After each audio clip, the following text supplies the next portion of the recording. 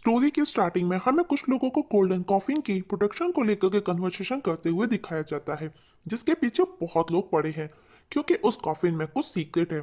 और जो उस सीक्रेट को अनकवर कर लेगा वो वुलिंग की दुनिया पर राज करने में कैपेबल होगा। दूसरी तरफ हम एक मॉन्क को देखते हैं जिसका नाम एबर्ट होता है, जो कि बुद्धा के सामने बैठा चैंटिंग कर रहा था।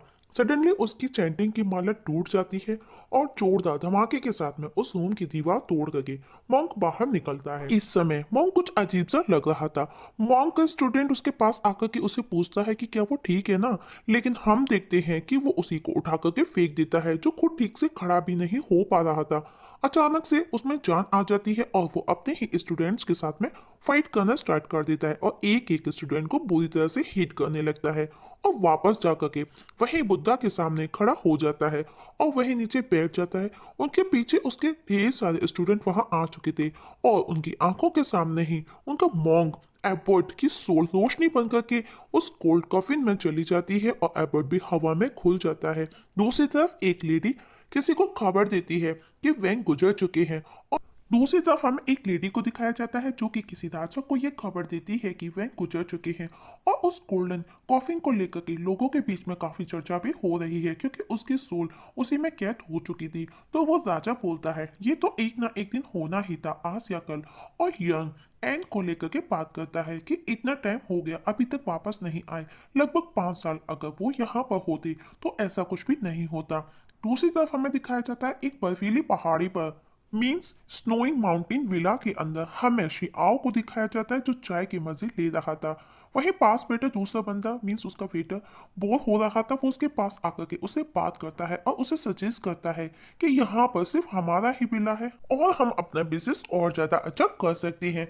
हमारे सभी गेस्ट रूम लीक हो रहे हैं, क्यों ना कुछ पैसे रिपेयरिंग और मेंटेनेंस में लगाए जाए।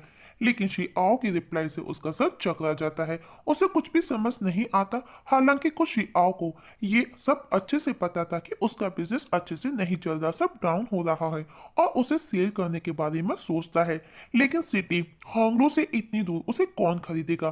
तभी उसकी नजर एक बंदे पर जाती है जो कि उन्हीं की तरफ आ रहा था, जिसे देख उसे वो अपना कस्टमर समझता है। उसके असिस्टेंट कस्टमर सुन बहुत खुश हो जाते हैं और बैठ कर के उसके नजदीक आने का तीनों वेट करते हैं, लेकिन वो देखते हैं कि उसने इतनी ठंड में भी एक कोट तक नहीं पहना। तो उसके वेटर बोलते हैं तो वो हमारे रेस्टोरेंट का बिल कैसे पे करेगा। लेकिन शिआओ नोटिस करता है कि उसके कपड़े फिनिक्स मटेरियल से बने हुए हैं, जिन्हें खरीदने के लिए हमको हमारी पूरी दुकान सेल करनी पड़ेगी।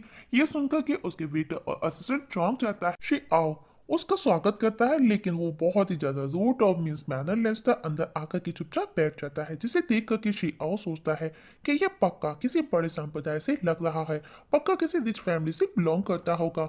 ये सही समय है पैसा कमाने का। अब उसका वेटर उससे ऑर्डर लेता है तो वो कस्टमर उसे एक बाउल नूडल्स और एक बाउल ब्रेस्ट पॉक मीट का पूछता है, क्योंकि उसके पास में सिर्फ 6 कॉपर कॉइन है। इतना सुनकर के शिआओ का सर घूम जाता है। पर एक बाउल नूडल्स का प्राइस उसके रेस्टोरेंट का 5 कॉइन था और मीट का 3 कॉइन था, टोटल 8 कॉइन। ये सुनकर के वो उठ करके खड़ा हो जाता है कि ऐसा कैसे हो सकता है।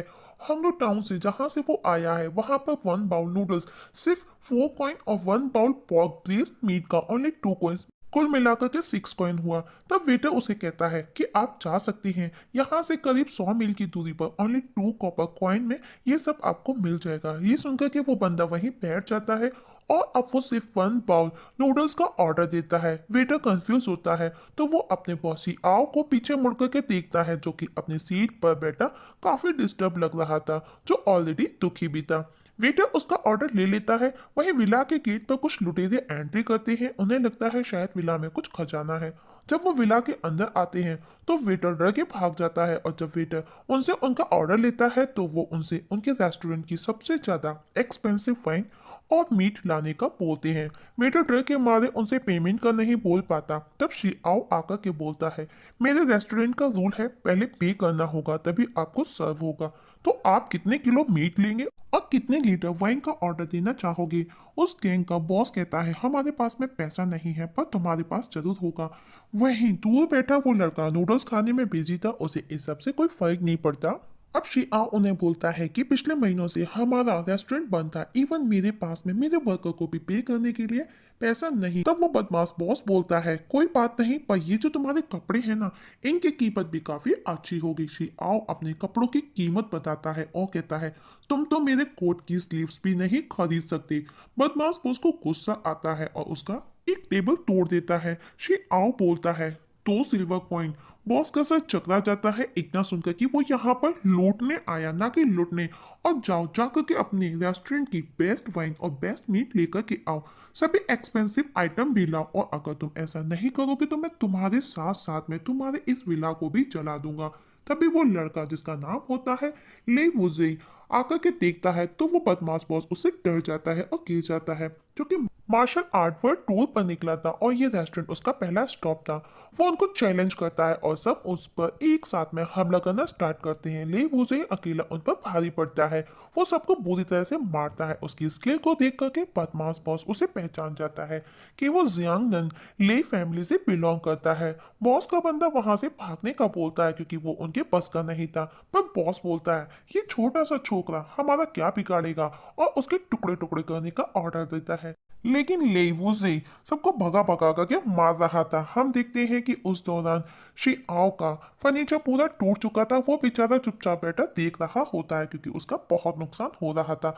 आखिर में हम देखते हैं कि लेवुजे गन पाउडर निकालता है, उसका यूज कर सबका बुरा हाल कर देता है। सारे बदमाश डर के वहां से भाग जाते हैं। लेवुजे भी जाने लगता है। अब शिआओ उसे रोकता है तो उसे लगता है कि वो उसे उसकी हेल्प करने के लिए थैंक्स बोलेगा। ले मुझे कहता है इस सब की कोई जरूरत नहीं है, अभी मैं जरा जल्दी में हूँ। अब शिआओ उसे रेस्टोरेंट दिखाता है जिसका हाल बेहाल उसने कर दिया था। अब वो उसके बदले उसे 100 सिल्वर कॉइन्स की डिमांड करता है, पर ली उसे कहता है मेरे पास में पैसे नहीं है तुमको देने के लिए, तुमको तो मेरा शुक्रिया करना था कि मैंने तुम्हारी जान बचाई उन बदमाशों से, तुम मेरे साथ में भला ऐसे कैसे कर सकते हो। पर वो नोटिस करता है कि शिआओ को कुंफू आता है। वो डर जाता है। अब शिआओ को भी 100 सिल्वर कॉइन चाहिए, पर ली उसे के पास में पैसे नहीं। वो बोलता है वो जिस जगह जा रहा है अगर एक बार वो वहां पहुंच जाता है तो उसके पास में ढेर सारा पैसा होगा और वो उसे जल्दी लौटा देगा। शिआओ पूछता है कि वो कौन सी जगह है। जुई युई सिटी का नाम सुनकर के शिआओ थोड़ा उदास हो जाता है, माने वो उससे अच्छे से फैमिलियर हो। और वो सिटी मार्शल आर्ट्स की दुनिया की नंबर 1 सिटी थी। और वो सोचने लगता है कि अगर ये बंदा सच में वहां जा रहा है तो ये पक्का किसी रॉयल रिच फैमिली से बिलोंग करता होगा। अब वो उसके साथ में एक डील करता है कि अब वो भी उसके साथ में वहां चलेगा, और जब सब कुछ ठीक हो जाएगा समय आने पर वो उससे 100 सिल्वर कॉइन्स का 500 सिल्वर कॉइन्स लेगा, वो भी इंटरेस्ट के साथ में। ले वुजे उसकी बातें सुनकर के शॉक्ड हो जाता है। 8 सालों के बाद में शिआओ विला के बाहर जाता है और गहरी सांस लेता है। नेक्स्ट सीन में हमें एक दूसरे बंदे को दिखाया जाता है जो कि गाड़ी पर बैठा वाइन पी रहा था, जिसके सामने कुछ बदमाश उस पर अपने हथियार पॉइंट किए हुए थे। वो उसे नीचे उतरने का बोलते हैं, पर वो बंदा उल्टा उनको वाइन ऑफर करता है। उनका बॉस बोलता है हम जरूर शेयर करेंगे, पहले इस गाड़ी से नीचे उतरो और उसके अंदर जो चीज रखी है वो हमारे हवाले कर दो। पर वो बंदा उसे पूछता है तुमको ये क्यों चाहिए, और वो इतना स्ट्रांग और पावरफुल था कि वो एक ही बार में उनके बॉस को मार गिराता है।